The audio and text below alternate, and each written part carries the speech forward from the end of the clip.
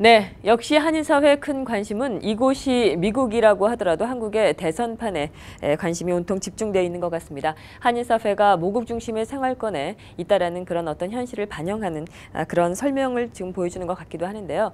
오늘 뉴스 진단에서는 이에 따라 한국의 대선과 한미 관계에 대해서 얘기를 나눠보는 시간 진행하도록 하겠습니다. 지금 제 옆에 김동석 시민참여센터 상임이사님 나와 계십니다. 안녕하십니까? 안녕하세요. 네네. 미주 한인사회에서 선거에 관련돼서 가장 많은 말씀을 주시는 분이 우리 김 이사님이시지요. 네, 지금 한인사회의 관심이 온통 선거에 꽂혀 있다고 해도 지금 과언이 아닐 거란 생각이 드는데요. 한국의 대선전입니다. 우선 한국의 대선 상황 어떻게 보시는지요? 제가 선거 얘기하면 한 90% 이상 미국 선거. 네네. 사실은 그렇기 때문에 아직도 그런 생각이 있대요.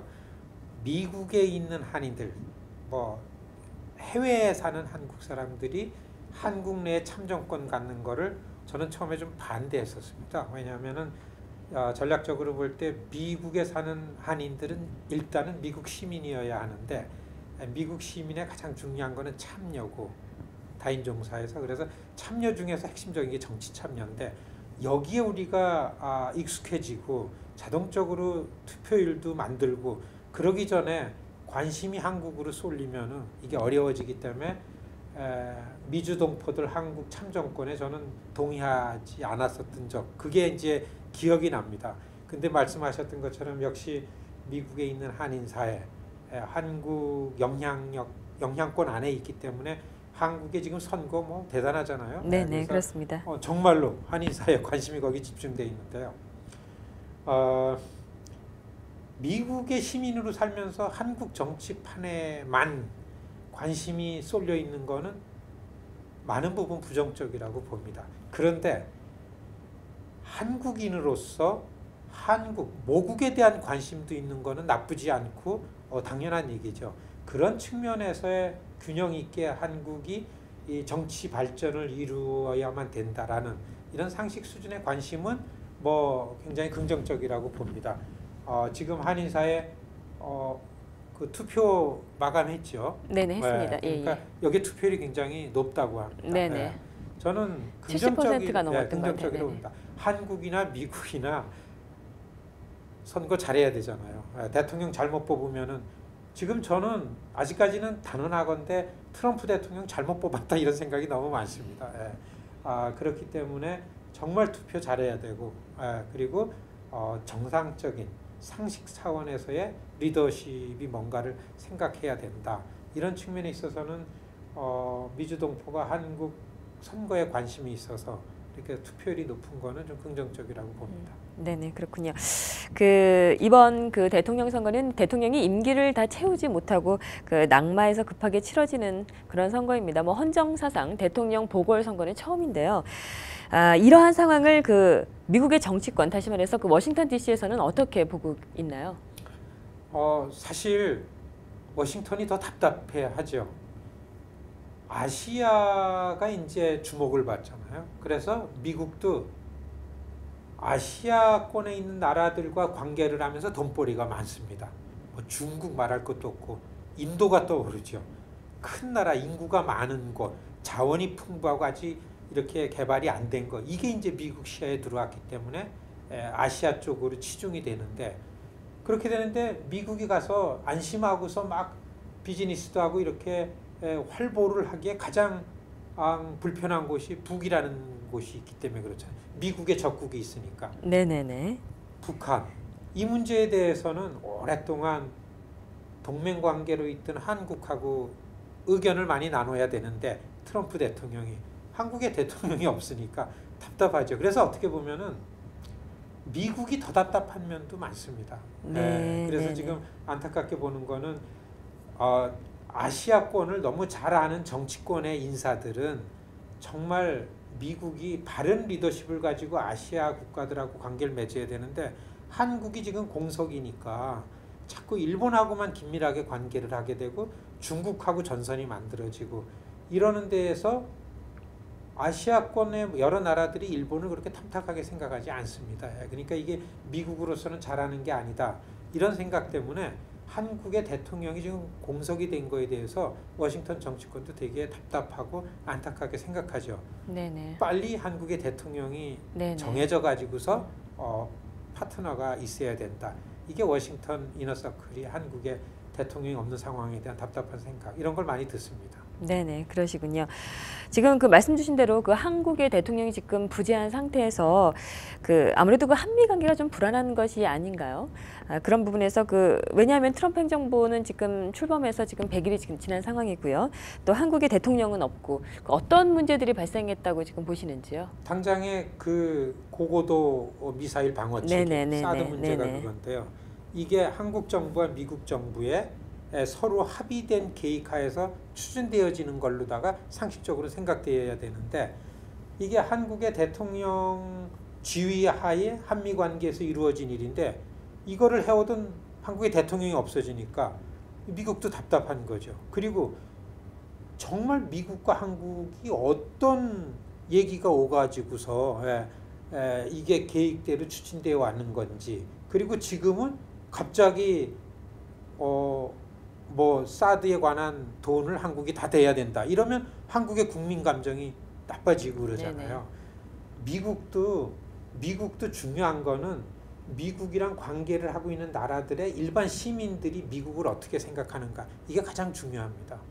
그렇기 때문에 한국의 일반 시민들의 의견이 어떻고 한국의 권력이 갖고 있는 미국과의 관계의 내용은 어떻고 이런 것들이 있어야 미국이 돼야 되는데 이런 부분들이 지금 어거지고 어깃장이 나가니까 굉장히 어려워지는 거죠. 예를 들어 가지고서 그런 것도 그다음에 미국엔 새로운 권력이 들어와서 미국이랑 한국이랑 교역량이 너무나 많은데 자유무역 협정이 체결되고 진행 과정인데 미국의 새로운 대통령이 들어와서 이 FTA라는 게 미국한테 유리하지 않다. 재협상해야 되겠다. 이런 발언을 많이 하는데 이거에 대해서 한국의 지도자가 그거는 이런 관계에서 출발돼가지고 이건 사실이 아니고 이런 얘기를 해야 되는데 이게 안 되고 그러니까 한국의 대통령이 없는 상황에서 가장 중요한 거는 사드 같은 거는 안보 문제고 FTA는 교역, 경제 이런 그 무역의 문제고 경제의 문제고 네네. 두 가지 가장 중요하죠. 너무 답답한 거죠. 네네. 그래서 이번 기회를 볼 때 많은 사람들이 아마 지도자, 대통령이 있고 없는 게 이렇게 중요한 거구나.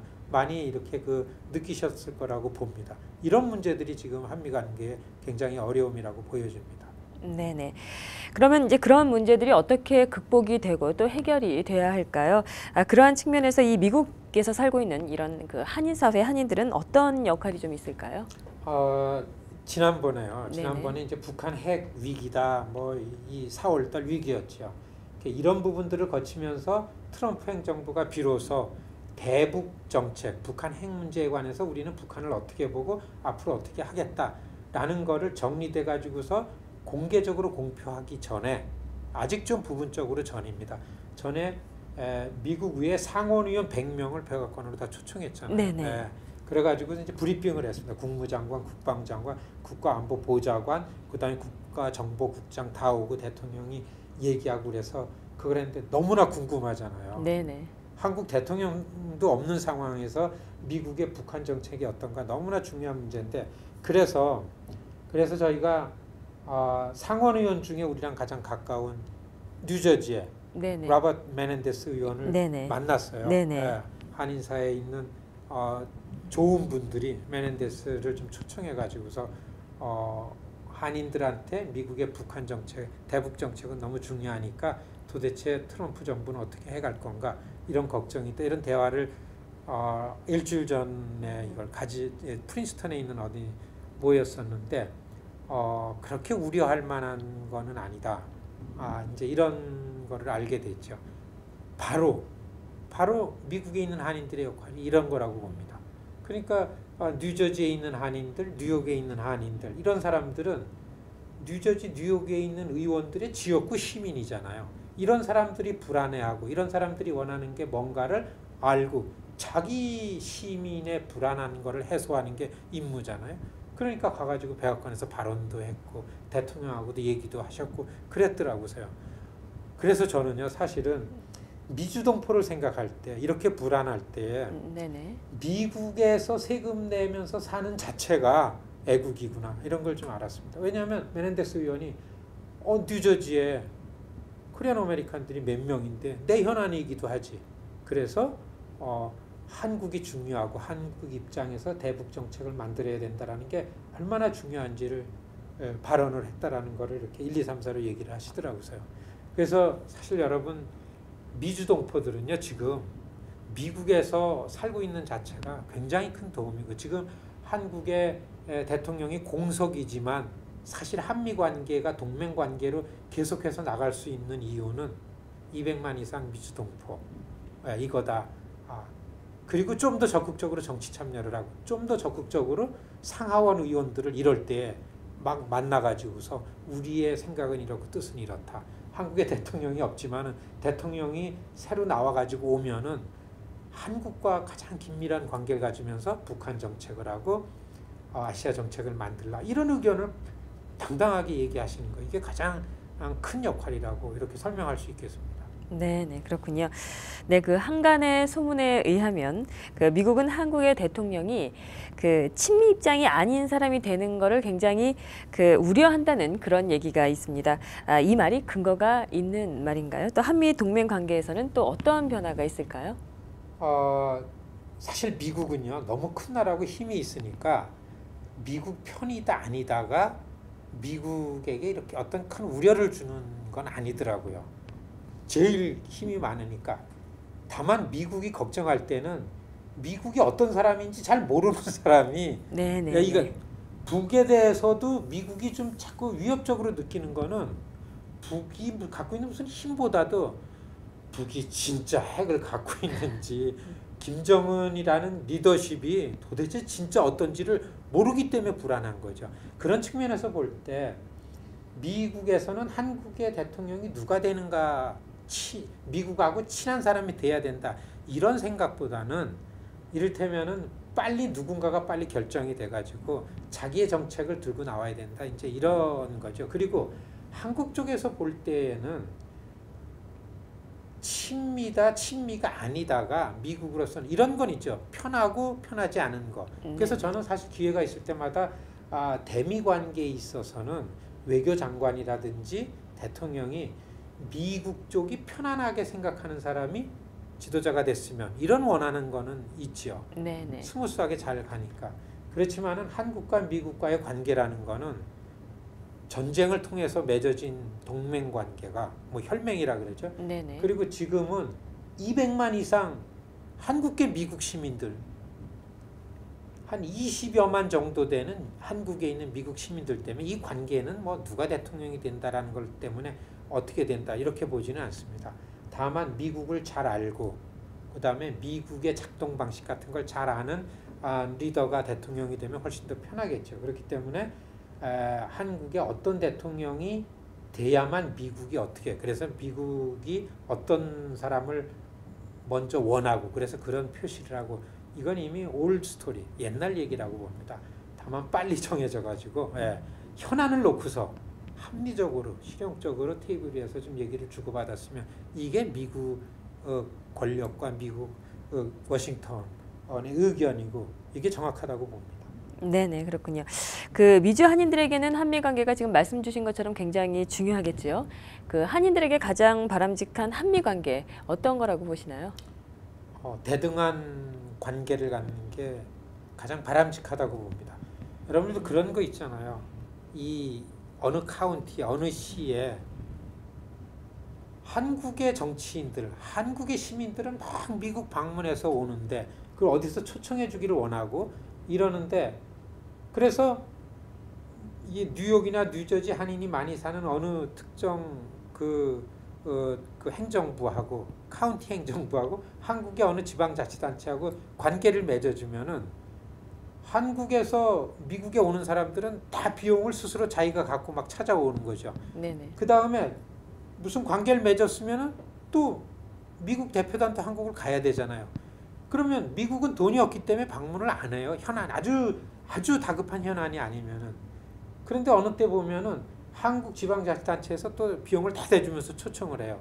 근데 한인으로서 미국에 살면서 보기에는 창피스럽죠. 예.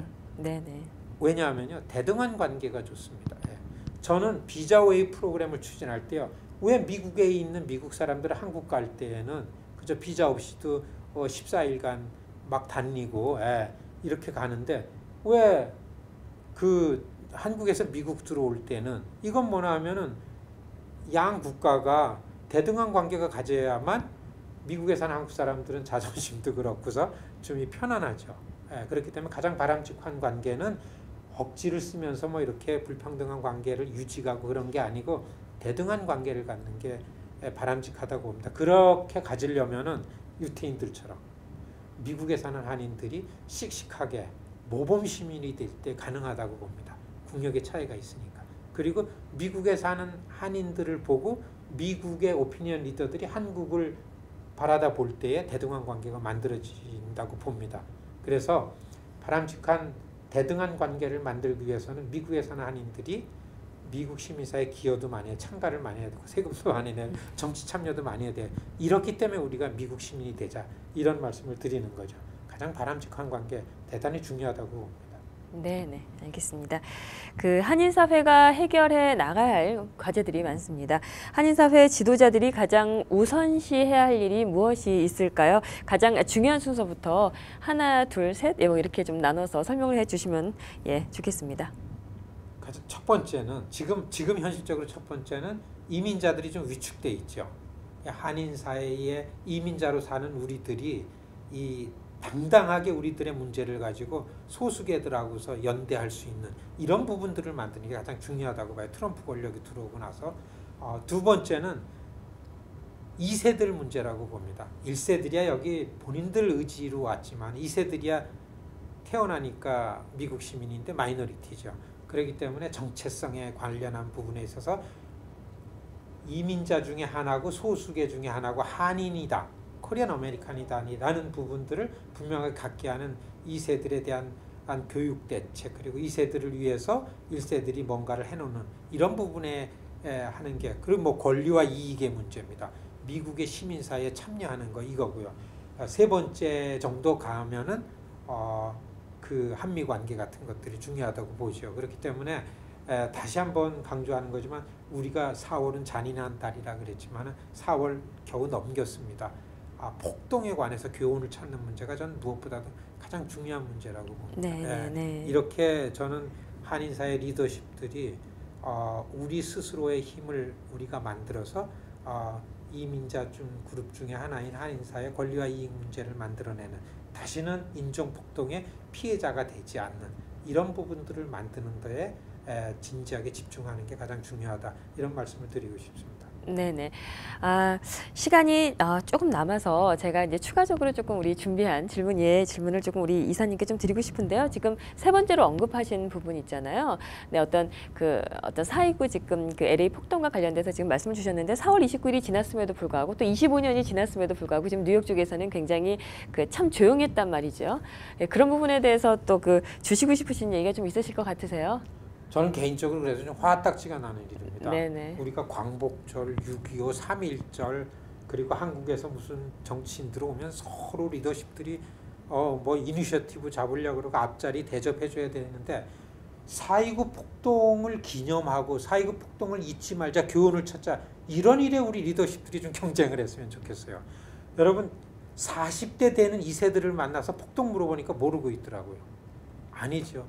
우리 2세들이 폭동에서 교훈을 찾아야 되는데 그렇지 않으면 안 되고 그렇기 때문에 좀 우리가 늦었지만은 이 뉴욕 뉴저지 일원에서 특히 너무나 많은 교회들이 이 폭동에 관해서 좀 관심을 갖고 그런 일을 하자고서 뭔가를 지금 이 교회 차원에서 교육 문제를 좀 궁리하고 이렇게 행사도 만들고 있고 그런데요. 정말 우리가 미국에서는 30년을 텀으로 폭동이 일어나고 있습니다. 정확하게 그렇습니다. 지금으로부터 30년 전인 92년 LA 폭동 났죠. 그래서 지금 폭동 가능성이 너무 높아졌습니다. 그 전에 30년 전에 그 LA 폭동이 있었습니다. 그 30년에도 폭동이 있고 30년 이렇게 30년에 주기적으로 경기 불황 텀에 맞춰서 폭동이 오죠. 우리가 소수계들과 같이 연대해서 스스로의 힘으로 우리가 피해자가 되지 않는 걸 만들지 않으면 또 피해자가 되죠. 그렇기 때문에 이 4.29 폭동 여기에 피해자가 되지 않기 위해서 4.29 폭동으로부터 교훈을 우리가 찾아서 이 세대를 교육시키자. 이 일은 너무나 명백한 사실이고 역사를 잊은 민족은 망한다. 뭐 이런 얘기 있지 않습니까? 정말 맞는 얘기 같아요. 네네. 그래서 저는 기회만 있으면은 여러분 우리가 미주동포들한테는 가장 중요한 게 25년 된 4.29 폭동 왜 우리가 피해자고 왜 우리가 쫄딱 망했었는가 이거를 각성을 하고 이 교훈을 찾아야 된다. 이런 부분을 말씀드리고 싶습니다. 네, 알겠습니다. 네, 오늘도 여러 가지 사안에 대해서 좋은 말씀 주셨습니다. 고맙습니다. 고맙습니다. 네.